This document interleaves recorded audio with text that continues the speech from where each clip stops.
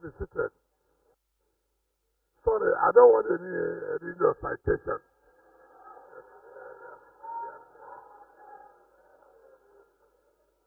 What is there to be there? You have said everything about me. And so everybody's aware. And we are trying to, because of time. So whatever you have prepared, give it to them. They will read it.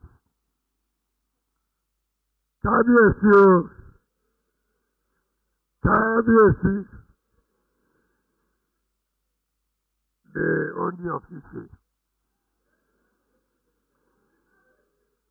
our own father, our own leader, and my friend. I was telling him that, but for time I wanted to stay here today and be hosted by the only official. Unfortunately, something came up yesterday, and I said, Nana would have canceled this program, but I said, anyhow, I'm on here today. The chairman of this great University Government Council, the Vice Chancellor, I kept the last greeting from my friend, the Governor of Osun State, who is represented by his able Deputy Governor. Members of this great university community, members of my entourage, let me give respect to the Dean of Law of this great university.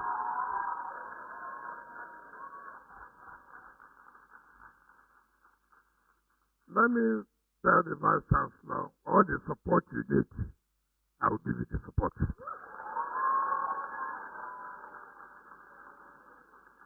And let me also say that while you were speaking, my wife sent me a text and said you support the Faculty of Law.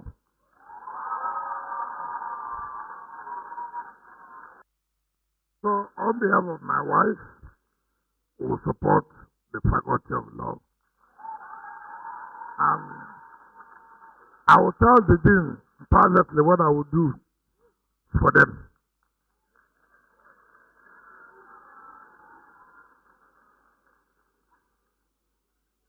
It is with deep humility and a profound sense of honor that I stand before this distinguished gathering in the revered Obafemi Awolowo University, Ile-Ife, to deliver the 2025 Distinguished Personality Lecture.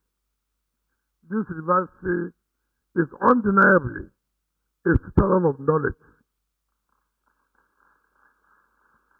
a bastion of progressive thought, an enduring symbol of Nigeria's intellectual and moral conscience, whose reputation for intellectual excellence and progressive activism has shaped the trajectory of Nigeria's academic, political, and social evolution. To be invited to deliver the 2025 Distinguished Personality Lecture in this great institution is not merely a personal honor. It is a profound affirmation of the values I have long embraced and championed, that is, visionary governance, the sanctity of the rule of law, principled public service, and infrastructural transformation anchored in justice and equity. I thank the Governing Council and the university management for this remarkable gesture, which I do not take for granted. The wording of the invitation letter sent to me is not only a tribute, but also a testament that amidst the cacophony of misrepresentation and political distortion, there still exist hallowed grounds such as this one, where truth, objectivity, and national purpose still thrive. that your University Council and Management unanimously selected me for this role in recognition of my commitment to good governance, the rule of law, infrastructure development, and transformative leadership is both reassuring and profoundly appreciated. In an era where when leadership is often misunderstood or misjudged through partisan prism, I consider your invitation a balm and your recognition a vindication and a challenge. Obafemi Awolowo University is more than an academic institution. It is a living idea, a place where minds are awakened, convictions are forged, and the future of Nigeria is endlessly interrogated. To speak here on Nigeria of our dreams is to engage in a conversation that transcends politics. It is to dare to imagine and, more importantly, to build a nation anchored on discipline, equity, opportunity, and shared prosperity. Thank you once again for your confidence, your courage, and your faith, not just in me, but in the possibility of a better Nigeria.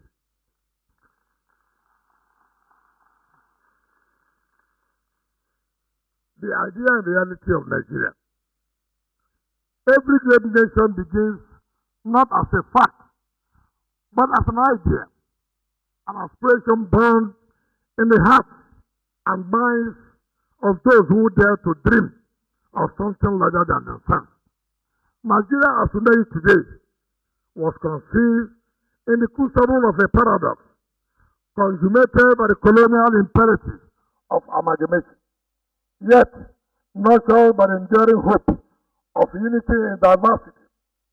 From the very beginning, there has always existed a powerful dream that this vast land of many tongues and traditions will someday become a beacon of harmony, justice, and prosperity.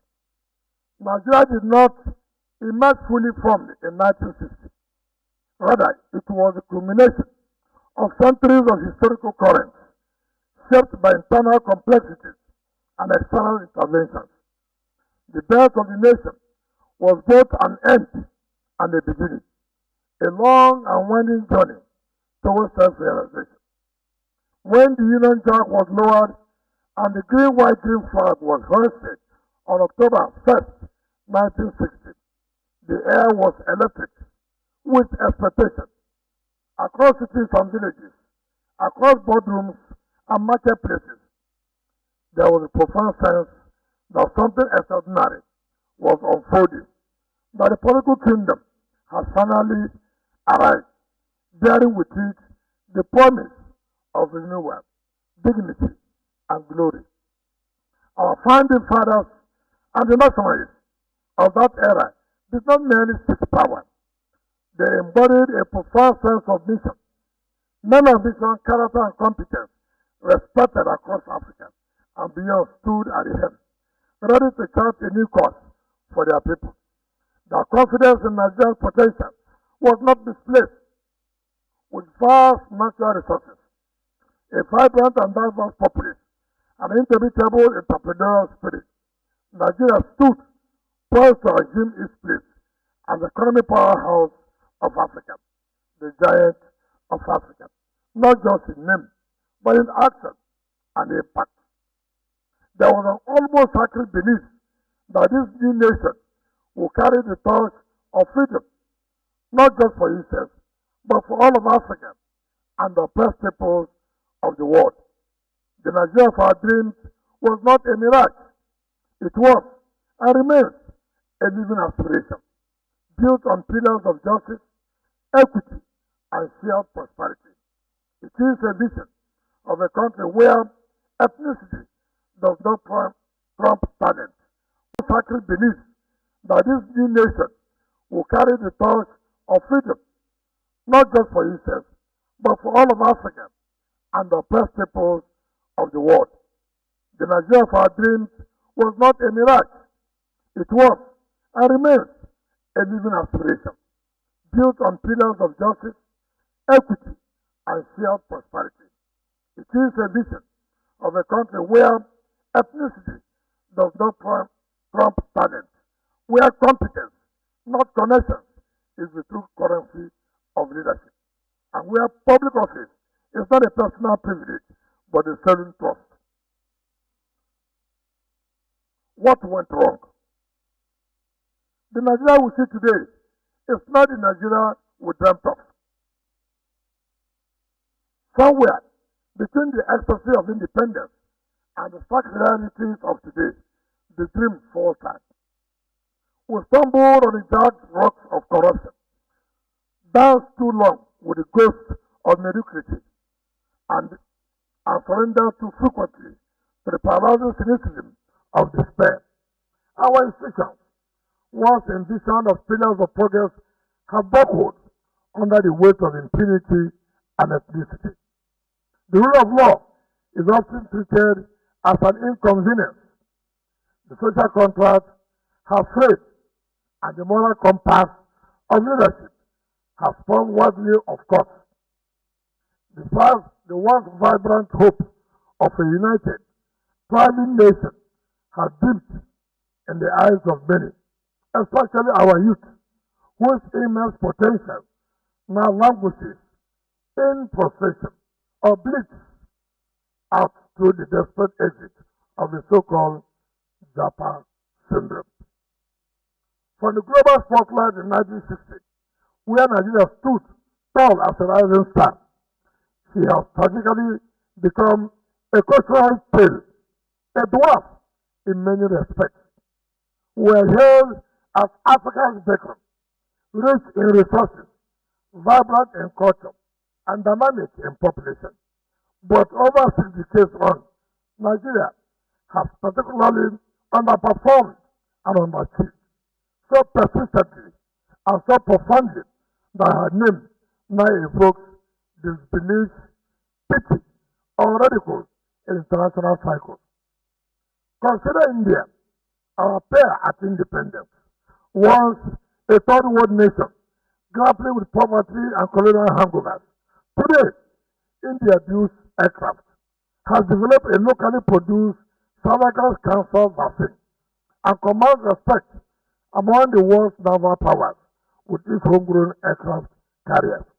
India is now the world's fourth largest producer of passenger vehicles. In 2018 to 2019 alone, it rolled out over 4 million cars, and Nigeria would not even manufacture bicycles. This painful contrast underscores the consequences of missed opportunities, broken leadership, unenterprising citizenry, and arrested development. Every fault line imaginable is virtually cracking open. Insecurity festers across the land. Infrastructure lies in the ruins.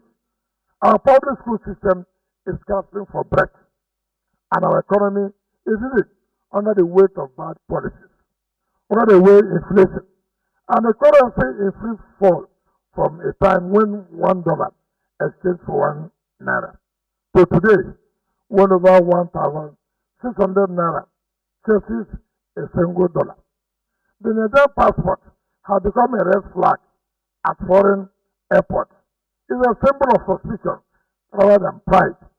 Our global image tarnished by the trails of corruption, fraud, and state failure. Our value system, once anchored on integrity and hard work, has been upended. The new gospel is money acquired at all costs, flaunted without shame. The youth, the sedition, and restless are caught in a whirlwind of get-rich-quick schemes, internet fraud, ritualism, and other backed pursuits.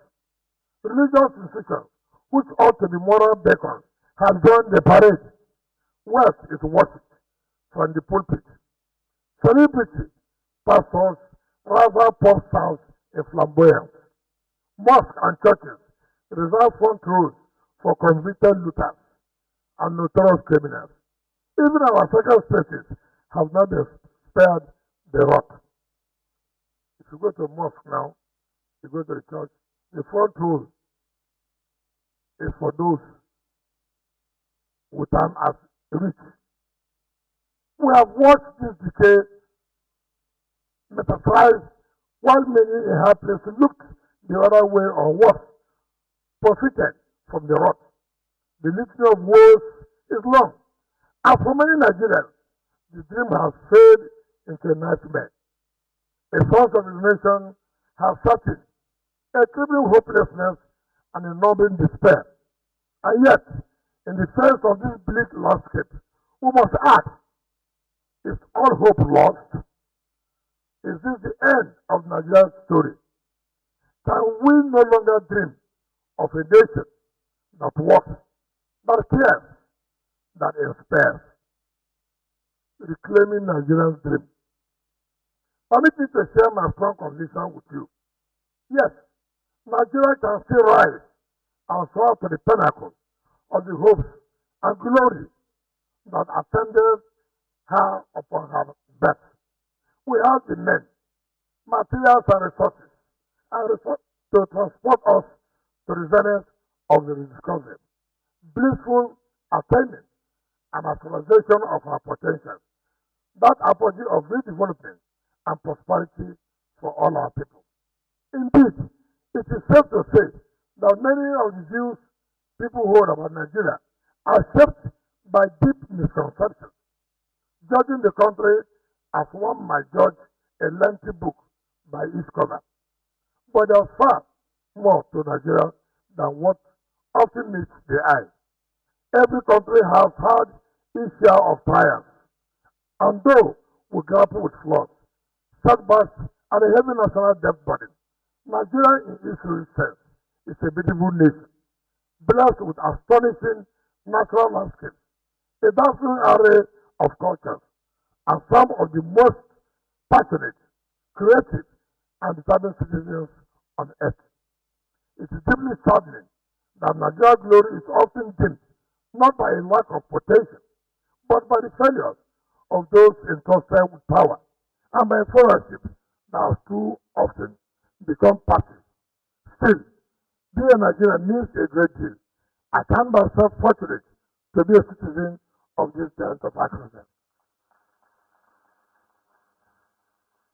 Our country, for all her troubles, remains an indispensable voice on the continent, an economic powerhouse, and a cultural juggernaut. Though the present may seem bleak, the future remains open to transformation.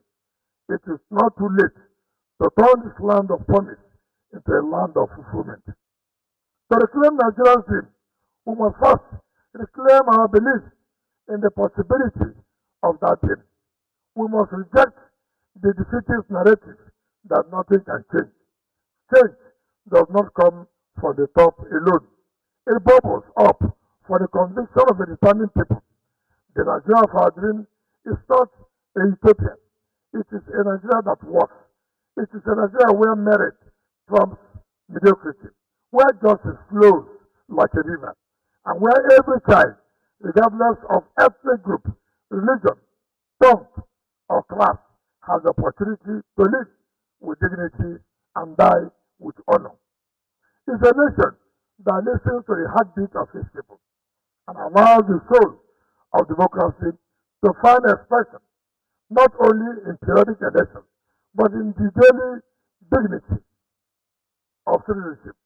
It's a place where leaders are not predators on the public purse, but custodians of the people's trust, where leadership is purposeful and followership is responsible.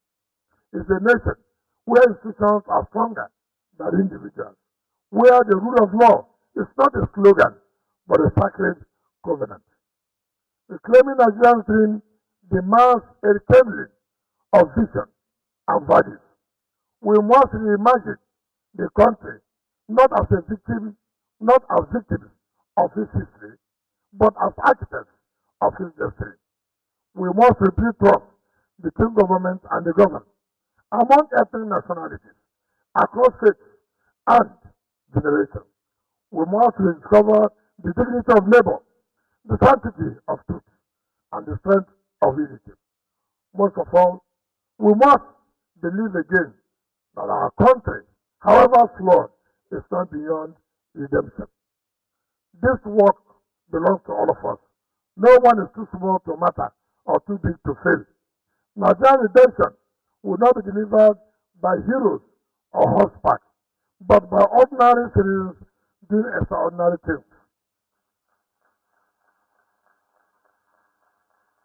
Living with integrity, speaking truth to power, raising children with values, and holding firm to hope even when the night is long.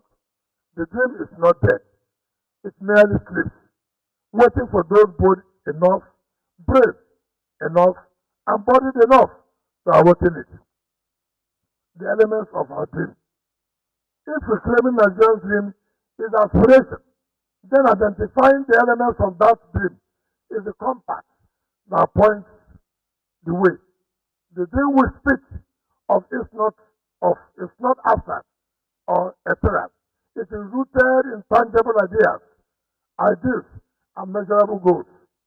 It finds expression in the structures, systems, and standards that define a functional and flourishing nation. These elements are the pillars upon which the Nigeria of aspirations must be built. Under this, I've listed elements, but these elements are not exhaustive, but they offer a framework for the Nigeria we must build. One dream, many pillars, each is necessary. None can be ignored. Together, they point to a destination that is both possible and worthy of our collective pursuit. One of such is the leadership of our dream. Many scholars agree that the greatest challenge in confronting Nigeria and chronically militating against our development is the plight of bad and mediocre leadership. Chinua Achebe, in his seminal work, I quote, The Trouble with Nigeria, graphically captured this challenge when he stated that the trouble with Nigeria is fairly and squarely the absence of proper leadership. This statement, damaging as it may appear, is extremely difficult to controvert. Our leaders have, in the main, emerged through self-serving conspiracies that have little or nothing to do with national interest and development. This has been the case in both military and civilian contexts. In the light of the foregoing, our country has ended up with leaders who were not prepared for leadership. Indeed, some of these leaders were ab initio, even reluctant to take on the mantle of leadership. Accordingly, Nigeria has substantially been infested with leaders without preparation, knowledge, courage, patriotism, and character. Little wonder our country has spent too much time groping in the dark and struggling with common nuggets of development, such as basic infrastructure, primary health care, efficient democratic and judicial system, and a functional economy. A leader of our dream must be one who is prepared to lead, one who has shown character and resilience in the face of challenges. He must be that person who believes in the infinite possibilities that the Nigerian nation exemplifies while taking solid, proactive, logical, and well-informed decisions that will maximally actualize her potential. This leader must have the courage and audacity to act, build, innovate, and generally expand the frontiers of development with a hands-on approach that will emphasize excellence over mediocrity. Perhaps more importantly, the leader of our dreams must create a society of free and responsible citizens whose potentials flow freely and free enterprise thrive. Yasajara, in his book, The Saint CEO, holds that the development of Dubai is fundamentally traceable to the leadership of Mohammed bin Rashid Al Maktoum. the present leader of Dubai, and his forebearers. Through vision, resilience, and discipline, they have transformed Dubai, an otherwise desert patch, into one of the most enchanting hubs for trade, commerce, and leisure. It is instructive to quote Yasser Jarrah, to which, in 1985, oil revenue made up 50% of Dubai's GDP. In 2009, it was just 5%, and it has continued to decrease, with a Bloomberg report in 2018 putting oil production at least than 1% of GDP. While tourism, to mention just one example, contributes close to 20% of GDP. The foregoing abundantly demonstrate that whereas Dubai, like Nigeria, is an oil-producing country, its leaders, conscious of the fact that oil is a finite resource, decided to use the benefit of oil to proactively diversify the developmental trajectory of the economy in such a way that as it currently stands, with or without oil, Dubai economy is unshakable. This is how to plan. This is how to lead. This is the kind of leadership of the Nigeria of our dreams. Let me make bold. Let me make bold at this juncture to state that today in our country we have such a leader in the person of Bola Tinubu, the Grand Commander of the Federal Republic. Our current president embodies a lot of the qualities that I have stated above. He has shown in several ways and at different times a strong commitment to the enthronement of democracy in our country, to the extent of even putting his own life on the line in the process. He has shown great capacity for engendering development as captured in the unprecedented rapid and exponential development of Lagos State under his watch and even beyond. On his first day upon this one in Akpoti, he demonstrated rare courage by removing the hydra-headed fuel subsidy that was impoverishing generations of Nigerians and binding them into avoidable and perennial debt. Now, so many of our presidents before have said fuel subsidy is a scam, is a fraud. Yes, we know. What have you done? To show leadership, to show that you have courage. A leader is that having identified that this is wrong, and you say, okay, having known that this is wrong, I must take decision. A man that was sworn in that same day, he said, fuel subsidy, bye-bye. How many people can have that kind of courage? Even though we know there will be problems. You say, what? I said it that. I have to take a decision. It doesn't matter. I must show that courage. This scam, this fraud, other leaders have identified, and nobody has taken decision. I will take that decision. I have taken the decision. That's what they call leadership. Leadership is not, yes, that's a problem. Take decision to solving such a problem. If I take this one, I don't know what people will say. If you don't take decision, people will say something. You take decision, people will say something. So take decision.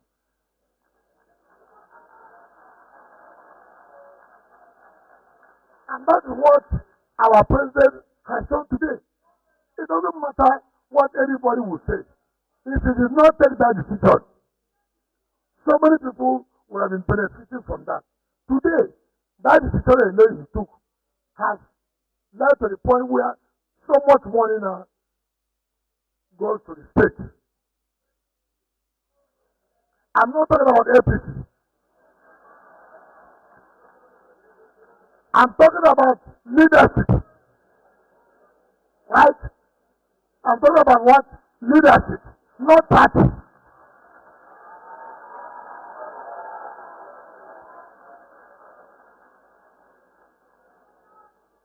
Aṣíwájú Bola Tinubu, whether it's any party, whether it's not in a party, he has said that he can take decisions. He has shown leadership. It is not the party that makes you to be a good leader. It is the individual.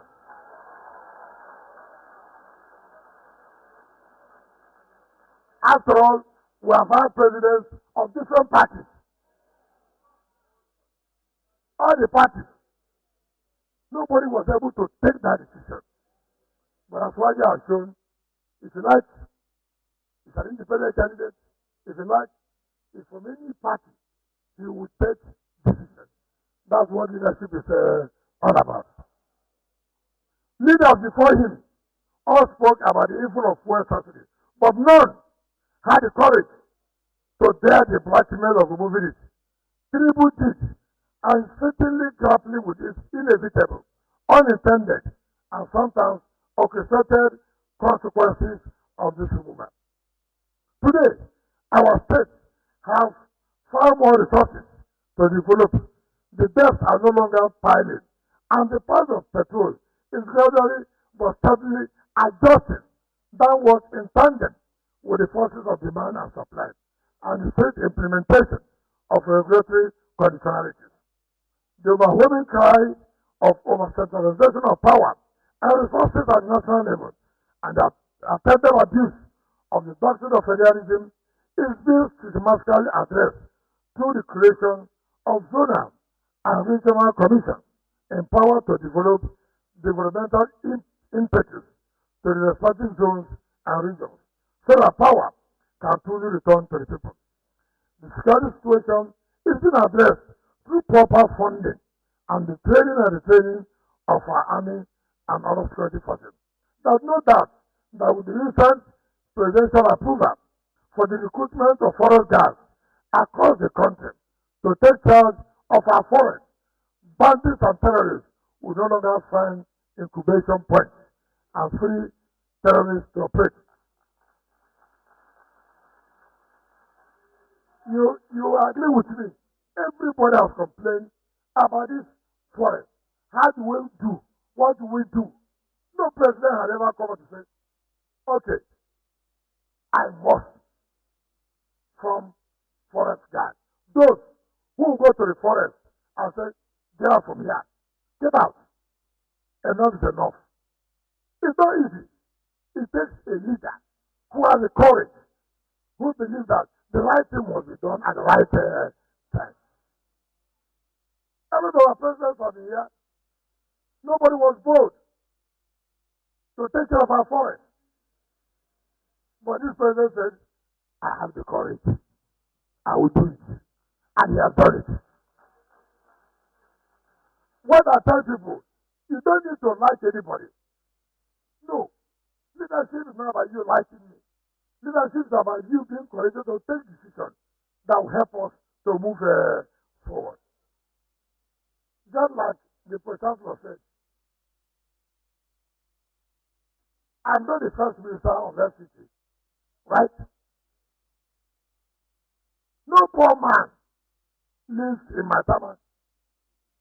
No poor man lives in Wusetu. No poor man lives in Asokoro. All are rich men. No poor man does business in central business area. They say they're untouchable. I said, no. I said, no. I said, I will touch you. If the right thing is not done, I will touch you. That is leadership. They didn't appoint me as a minister for beauty contest. No. No. I'm there to do the right thing. So when you see them complain, I ask questions. Mention one poor man that has a house in my town. Oh, rich men, you don't want to pay your tax. You will pay.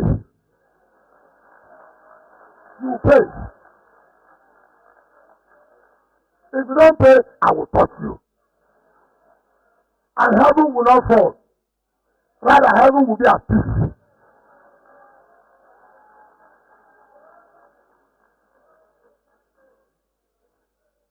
Finally, let the point be made that no leader, no matter how endowed, equipped, and selfless, can truly succeed without the support and cooperation of the citizenry.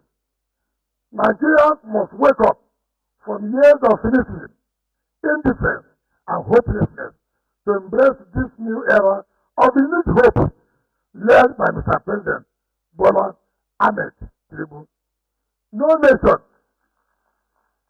nation has made any reasonable progress without the robust cooperation and collaboration of its leadership and followership. South Africa, for instance, under Mandela, achieved independence and made progress as shown in his book, Long Walk to Freedom, through this cooperation. Dubai is recording all these great feats through synergy between its leadership and followership.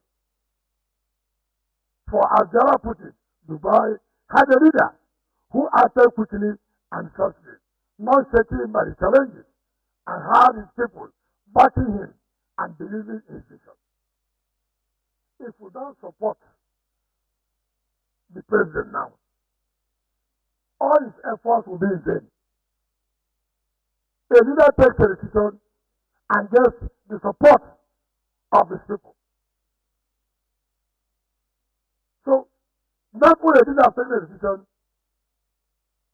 you say, oh, you look at this from the point of party and a member of PDP. Therefore, when the president wants to help the country move forward, anything he does, I will support because I'm a member of PDP. It doesn't work that way. It doesn't work that way. In terms of crisis, you must rally around your leader to be able to succeed. If there is insecurity somewhere, people are being killed. You don't come out to criticize the leader. You must rally around and give him support. That is how countries succeed. Look at it in America. If anything happens, whether you like Trump, you don't like Trump, all Americans will say, this attack is against America. We all Americans must stand up and rally around our country.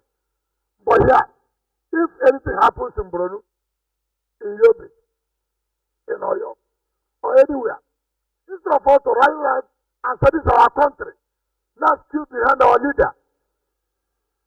We say, oh, PDP does not share with this. APC shares with this. Labour Party, we don't know what is going on. That is not how a country can move forward. Parties are just vehicles to convey you to where you are going. We must rally around our leader. Everything you don't like, simply, it's not a member of your party. It's not a member of your church. It does not attend. It's not a Pentecostal person. It's not an Anglican. It's not a Catholic. He does not attend this mosque. He attends the other mosque. That is not a way we can move forward. This is the right time to rally around the leader. And you will see successes will be made. Don't look at it from party point of view. That's why when the Rabbi in Pro-Wike was speaking, he said, we don't belong to the same party. We must not belong to the same party. This is time to fast. It's not every time criticism. They've given you opportunity. So, that you are really working for Nigeria. And that's why I tell anybody, whether you like it or not, I will give all my support to Bola Tinubu.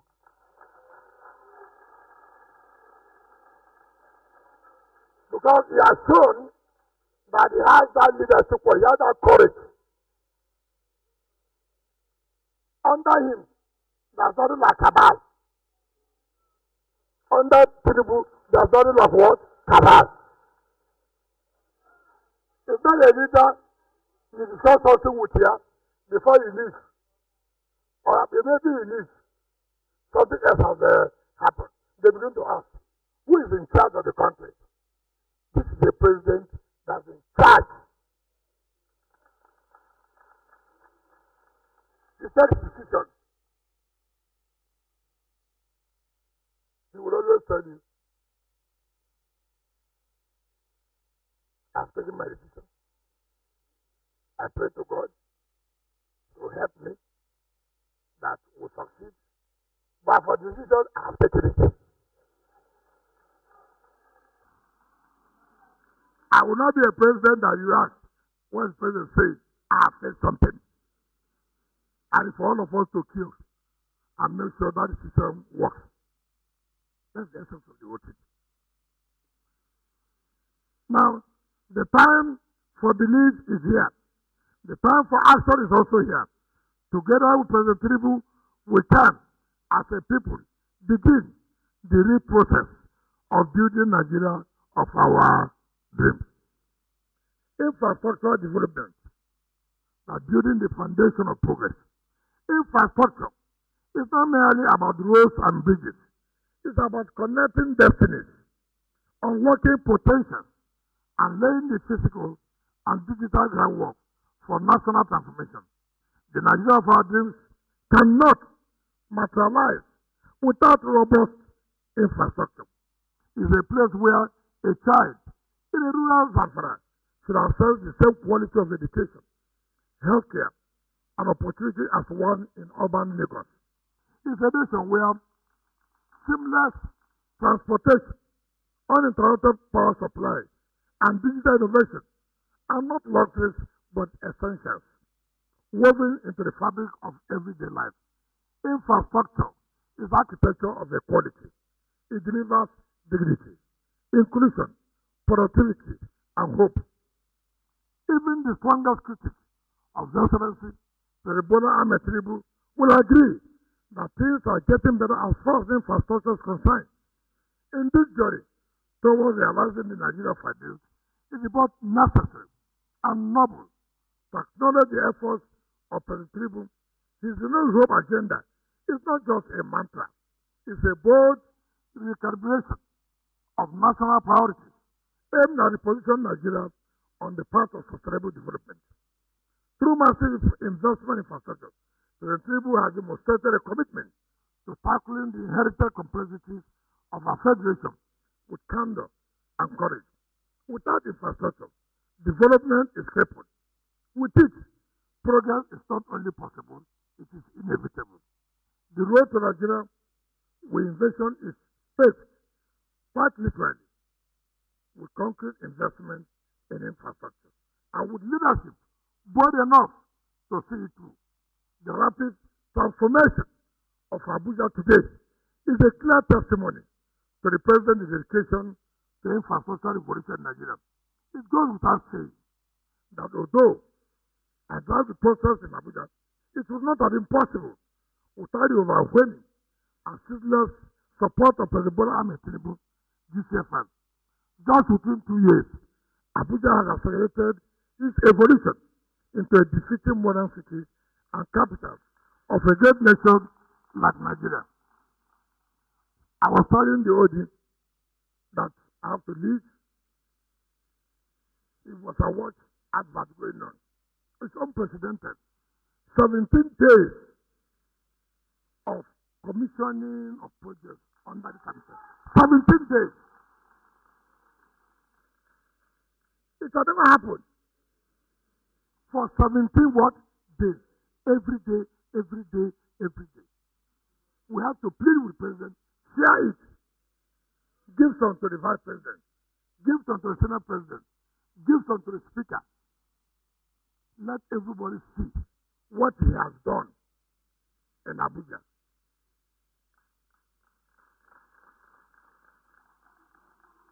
So, he has provided the right leadership and see what is going on. In fact, the ability to identify people who can deliver shows you have a capacity. There are people who don't even know those who will work. I heard somebody say the other day that he told the president, I won't support you. He has no capacity. A president who identified me and said he had no capacity. Something must be wrong with you.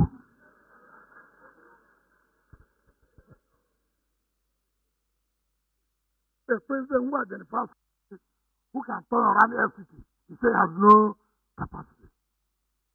It is you who have no capacity to know that this one has a capacity. I don't know the person's name. I don't care. I don't care. I heard the person said he doesn't talk to children. May you not talk to children. See how you will survive.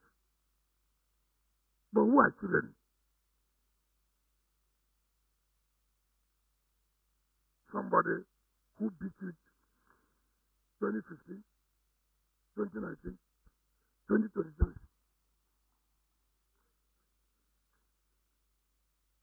He says a child. Let us continue to beat you.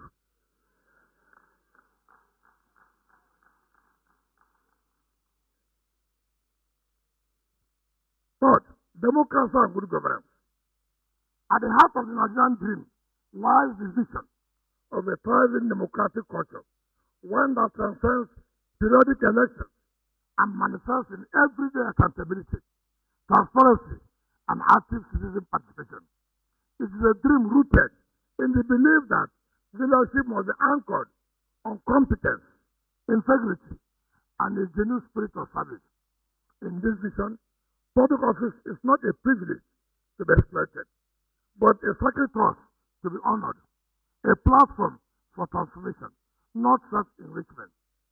Good governance is the engine that drives this dream, ensuring that institutions function efficiently and equitably, and that the government remains responsive to the needs and aspirations of the people.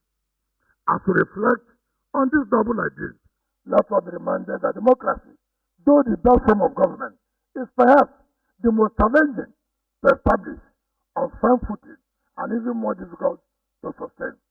Democracy is not a potted plant that can simply be transported into any soil and expected to flourish without commitment, sacrifice, and vigilance. As Lord Diamond aptly stated, it is one thing to get democracy. It's another thing, often more difficult, to keep it, to consolidate it, to bring real life and meaning to it, to make it endure. The Nigerian dream, therefore, calls us not just to wish for democracy, but to work for it, to build it daily through responsible leadership, engaged leadership, and unyielding commitment to justice and equity. The rule of law and justice. A nation cannot flourish where laws are selectively applied and justice is for sale. The Nigeria we dream is one where the rule of law is not merely enshrined in the Constitution, but enforced with courage and impartiality, without fear or favor. The law is the social contract that binds us together, the protector of the weak against the powerful, and assurance that every citizen, rich or poor, powerful or powerless, can find refuge in its promise. Without it, a nation descends into chaos. Justice must never be commodified. We must therefore build institutions where no one is above the law, where laws are not mere suggestions, but binding instruments of order and fairness. Central to this vision is an independent and courageous judiciary, immune from manipulation and committed to safeguarding human rights and upholding justice for all. Quality education. At the core of the Nigerian dream lies the unwavering belief that qualitative and functional education is the bedrock of national development. It is the single most potent tool for transforming societies and empowering individuals to rise above the limitations of their circumstances. The dream envisions a system that nurtures young minds with the skills, Values and confidence required to shape the future, equipping them not just for survival, but for leadership in the dynamic 21st century world. From nursery school to the university level, the education in Nigeria of our dreams must be accessible, inclusive, and relevant, reaching every child regardless of geography, gender, financial status, or ability. In this vision, no child is left behind for lack of opportunity or support. Certainly, Nigeria, like one African nation, is beset by complex challenges, including sectionalism, militancy, insurgency, terrorism, and countless others that affect nearly every facet of national life. Yet, of all the solutions to fight, none is as far-reaching and transformative as education. A sound and dynamic educational system is a fountain from which the revitalization of every sector can flow, infusing governance, security, industry, and innovation with clarity, discipline, and purpose. Indeed, no nation can develop beyond the quality of its education, and the strength of a people is deeply rooted in the strength of their learning system. It is in recognition of this that deeply commend the visitor of this university, His Excellency Bola Tinubu, for his visionary leadership and unwavering commitment to advancing higher education in Nigeria. Through his New Hope agenda, bold and transformative interventions are reshaping the leadership of tertiary education, breathing new lives into institutions and restoring hope to millions. In this regard, for instance, the establishment of Nigerian Education Loan Fund is a landmark initiative that has provided much needed financial relief to students, ensuring that no willing mind is denied access to quality education simply because of economic hardship. This is a monumental step towards realizing the Nigeria of our dreams, a nation built on knowledge, equity, and opportunity, economic prosperity, and inclusive growth. We dream of a Nigeria where prosperity is not the preserve of a privileged few, but a shared reality that cuts across regions. But no willing mind is denied access to quality education simply because of economic hardship. This is a monumental step towards realizing the Nigeria of our dreams, a nation built on knowledge, equity, and opportunity, economic prosperity, and inclusive growth. We dream of a Nigeria where prosperity is not the preserve of a privileged few, but a shared reality that cuts across regions, social classes, and sectors. The Nigeria of our dream is not only rich in potential, but also rich in productivity. A country where industries thrive, jobs are created, and the small and medium enterprises flourish under the enabling support of modern infrastructure, reliable power supply, accessible technology, and sound policies that fuel innovation and entrepreneurship. This is the Nigeria of our dream. Security and national cohesion. Security is the bedrock upon which every meaningful national aspiration must rest, for no dream can flourish in an atmosphere of fear or instability. At the heart of Nigeria, we envision is a society where every citizen feels safe in their homes, in their communities, and across the federation. Security in this sense transcends the mere absence of war or criminality. It encompasses the active presence of peace, justice, harmony, and a shared sense of national belonging. Ultimately, security is not just about protecting borders, it's about protecting hope. It's about building a society where every Nigerian can aspire, strive, and succeed without fear.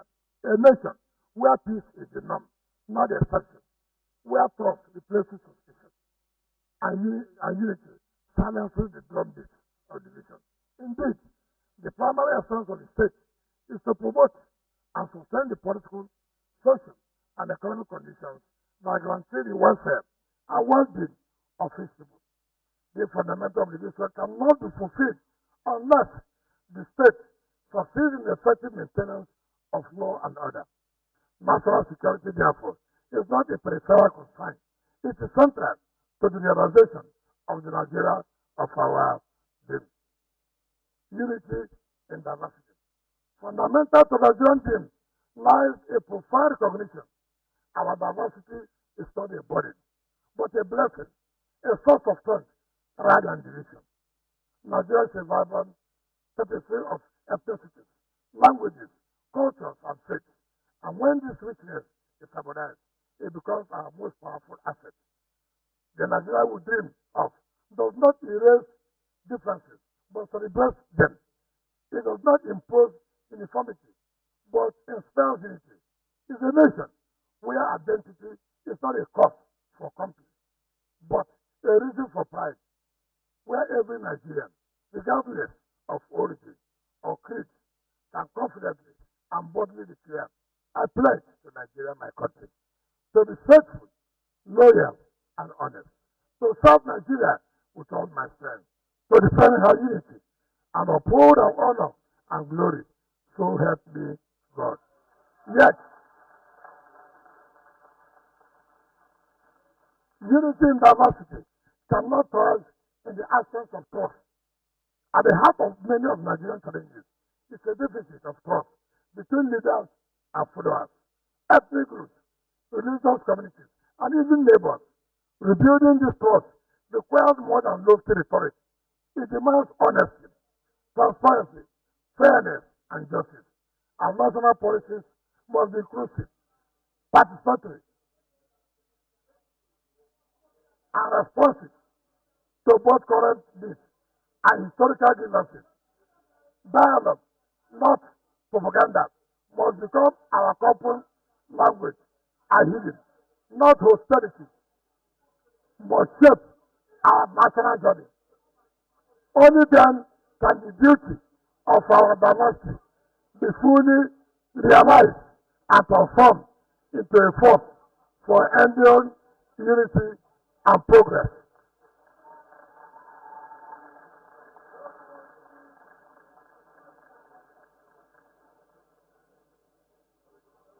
The cause of history. There comes a moment in the life of every generation when it's summoned by history to make a choice. It is not a kind of choice that waits patiently or repeats itself without consequence. It's a defining moment, a crossroad between complacency and courage, between despair and hope. That moment is now, and the nation that calls us is Nigeria. Bruised, perhaps battered, but never broken. Her voice is rising above the din of disillusionment. Somebody, her sons and daughters, at home and abroad, not to mourn her fate, but to mold her future. The call of history is not merely to remember the glories of yesterday or critique the failures of today. It's a call to rise, to act, to believe. It calls us to abandon the paralysis of cynicism and embrace the transforming power of hope. It insists that change is not the miracle of the privileged few, but the mission of the willing many. No nation,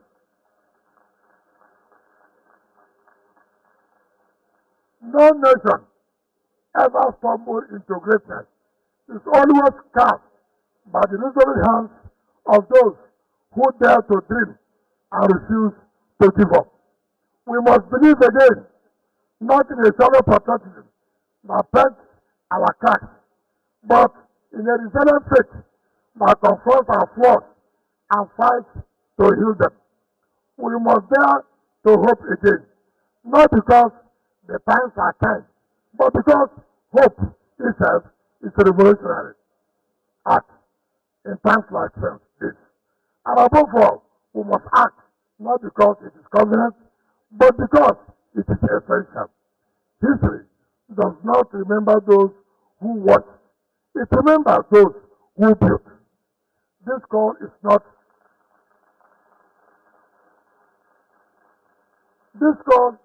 not abstract. It is personal. It demands something of each of us. Whether you're a teacher, shaping young minds, a trader, fueling the economy, a doctor, saving lives, an artist, steering conscience, or a public servant, shaping policy, your role matters. The future is not waiting for heroes. It's waiting for people like you and me. Men and women willing to do extraordinary things. We are the hope we seek. We are the builders we long for. If Nigeria must rise, we rise. It will rise because we stood up and refused to let our fall. So let us answer the call, not in the comfort of someday, but in the urgency of now. Let us write a history, not of how Nigeria collapsed under the weight of its contradictions, but of how it rose on the strength of its convictions. Let us live to the next generation, not our regrets, but our resolve. Let me conclude by once again expressing my deepest gratitude to the Government Council and management of the Great Citadel of Learning.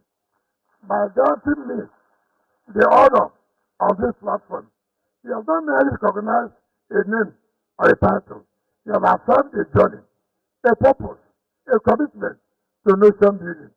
In choosing to see value in the work I do, you have not just stood apart, you have stood tall.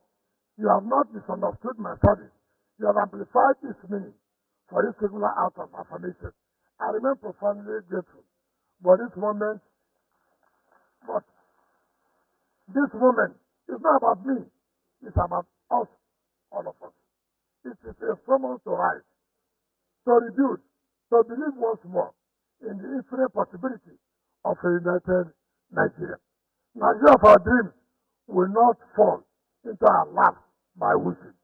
It will be won by working. It will demand of us not only passion, but patience. Not only inspiration, but perspiration. Not only courage in moments of glory, but character in seasons of testing. Let us therefore rise, not as spectators, clapping for the sidelines, but as architects laying brick upon brick. Let us rise above cynicism and mediocrity and embrace vision, sacrifice, and purpose. Let us dare to believe that greatness is not beyond us, but within us, waiting to awaken. Let us see record that we gather here not to mourn what Nigeria has become, but to proclaim that Nigeria must be. So let us arise with clear eyes and committed hearts to build, to serve, and to dream again. Long live Obafemi Awolowo University. Long live the Republic of Nigeria.